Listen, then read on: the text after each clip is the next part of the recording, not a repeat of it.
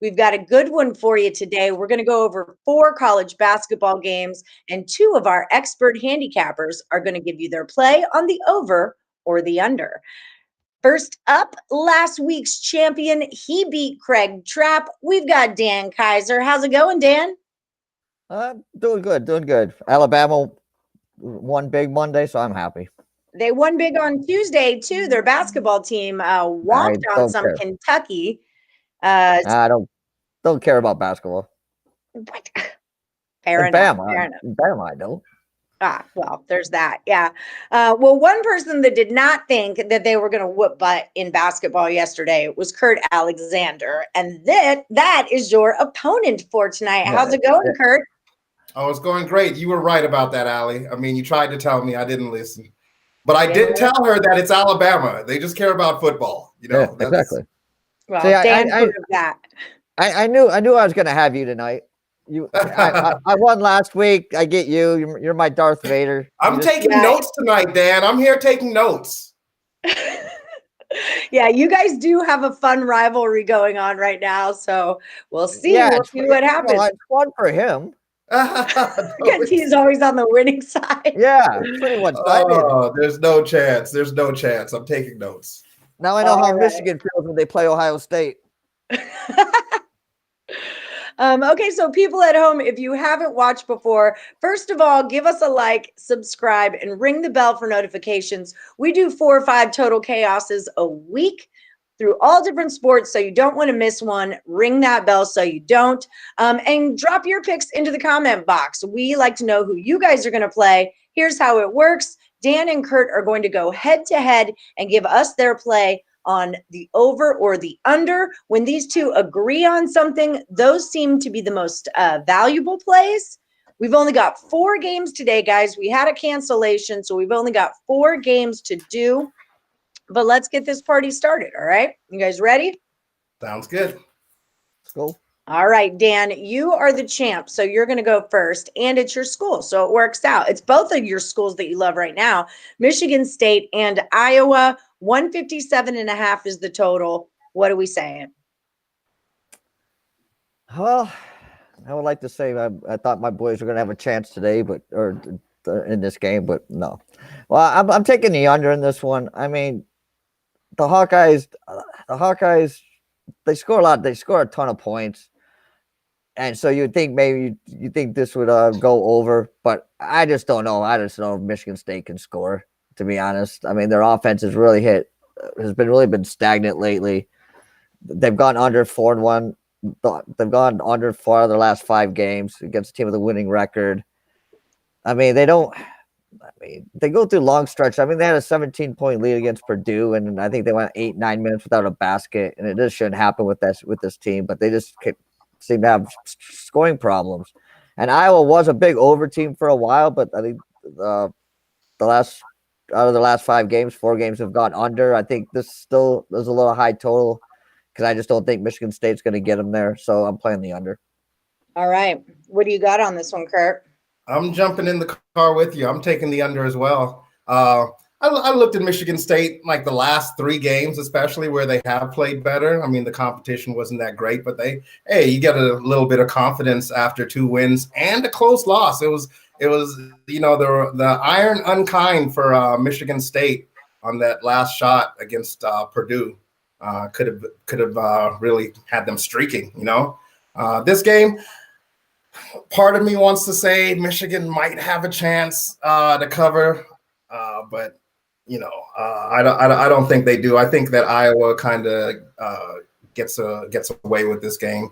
They get a big enough gap, and they keep this one under the total. I know Iowa's going to put up the points. Michigan State seems to be playing a lot better defensively. They had 9 blocks against Purdue. So if they come with that kind of effort to maybe try to slow down Iowa's offense to keep themselves in the game, I think that's the only shot they have. They just don't have scorers. When you look at Michigan State's lineup, you have Garza at Iowa with 27, and then what do you have? Henry with 14. Then it drops down to 11 with Joey there. Yeah, I just don't think Michigan State has the scoring power. I'm going to take this one under as well. All right. Well, Bill is telling us that game got canceled. So Maybe it'll get rescheduled. Really? I know. I was trying to cut in, but you just like wouldn't let me. You were on a thing there, so I couldn't I really I had couldn't something pick the good to phone. say about that. You did, and I'm sure you're both correct. And that game would have gone under. I feel it. I'm gonna count it as a W. All right, we're on the same side, so I will too. That and yeah, that's just it. We'll give you both a win there. I want to know. All right, so up next we have SDSU is at Utah State. 131 is the number here. What do you got on it, Kurt? All right, Allie, I was telling you I was capping this game, and not really a big college basketball fan. I have my college basketball moments. Michigan State was actually one of my favorite teams to always bet for the Final Four. Uh-oh. It's that new computer. 2016 guy at what happened. There we go. In 2016, Middle Tennessee State. But yeah, with this game, I was capping this game. I'm looking at San Diego State. I'm looking at Utah State, and I'm seeing these wide margins of their wins against horrible teams with no wins. You have one win out of the last three teams they combined. And those games were like back-to-backs. So you have back-to-back with San Jose State, who doesn't have a win. Back-to-back with New Mexico State, doesn't have a win. Back-to-back with Air Force, one win on the season. So Utah State's numbers are a little thrown off for me. So I can't really count on that. I think this game, I'm gonna take this game over the total. I'm gonna go with the over in this one because what Utah State did show me was they were consistently putting up points. So I'm gonna take this one over the total. All right, Dan, what do you say? I'm gonna go under just to be different. Don't do that. I hate what you guys do. We're supposed to be giving out good, solid picks here, people. All right. I'm trying to win. We've only got 3 games to go on here. So I know, right? So yeah, I mean, yeah, I gotta look out for me now. Right. I gotta look out for me. No, I get that. I didn't really. I to be honest, this is one game I didn't really sit down and look at a lot. I'm just looking at both teams play pretty stout defense. You know, they both San Diego State just gives up 60 a game. Utah State gives up 62.5. So I think if that holds up, it's going to be like 120. If they do a little bit closer to their average, it's going to be sitting around 140. So somewhere in the middle is 131. So maybe this game hits like 130.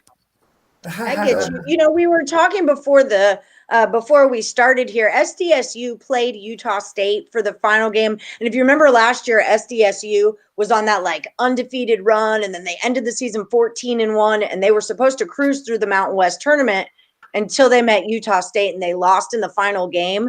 The final to that game was 56-59. So there is definitely some defense a-brewing with those two teams, but I mean, they do come at each other hard. So, all right, we'll see. They got to play the game. We'll see who the winner is. Yeah.